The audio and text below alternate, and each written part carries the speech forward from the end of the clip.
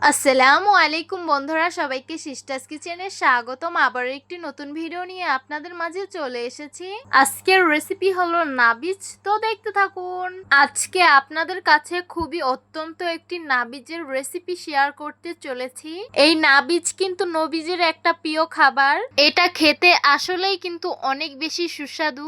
আমি এটা প্রথমবার খাওয়ার পর আমার কাছে এটা ভালোই লেগেছে।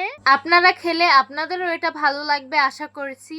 প্রথমেই আমাদের নাবিজ বানানোর জন্য লিকুইড দুধ লাগবে। লিকুইড দুধ আমি একটা পাত্রে ঢেলে নিচ্ছি। আমরা কিন্তু আপনাদের খুবই সিম্পল ভাবে রেসিপি দেওয়ার চেষ্টা করি, যাতে এটা আপনারাও বাসায় তৈরি করতে পারেন। বাই দ্য ওয়ে, আমাদের মাটির চুলার রান্না আপনাদের কাছে কেমন লাগে অবশ্যই কমেন্ট করে জানাবেন। এই তো লিকুইড দুধটা কি সুন্দর বলক এসে পড়েছে আর হয়ে গেছে। এখন নামিয়ে ফেলবো আর ঠান্ডা করে নিতে হবে এটাকে। এখন খেজুরের দানাগুলো বের করে নিব আর ছোট ছোট টুকরো করে নিব।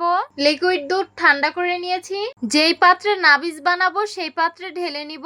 টুকরো করে রেখেছিলাম খেজুরগুলো, সেগুলো এখন দুধে দিয়ে দিব। নাবিজ বানাতে বেশি কিছু লাগে না, জাস্ট দুধটা জাল করে নেবেন আর খেজুরটা দিয়ে সারা রাত রেখে দিবেন, তাহলেই নাবিজ হয়ে যাবে। এখন একটা কিছু দিয়ে ঢেকে দিব আর সারা রাত রেখে দিব এইভাবেই। এই তো দেখতেই পারছেন আমাদের নাবিজ কিন্তু একদমই রেডি। এটা খেতে কিন্তু আমার কাছে বেশ ভালোই লেগেছে। আপনারাও একদিন বাসায় এটা ট্রাই করবেন, এটা খেতে অনেক সুস্বাদু। তো আশা করছি আজকের ভিডিওটা আপনাদের কাছে অনেক অনেক বেশি ভালো লাগবে। ভালো লেগে থাকলে আমাদের ইউটিউব চ্যানেলটি সাবস্ক্রাইব করবেন, আর যারা আমার ফেসবুক পেজ থেকে দেখছেন পেজটিকে ফলো করবেন। সবাই ভালো থাকবেন, সুস্থ থাকবেন আর সিস্টার্স কিচেনের সাথেই থাকবেন। আবারও কথা হবে কোনো নতুন ভিডিওতে। তাহলে আজকে এই পর্যন্তই। আল্লাহ হাফেজ।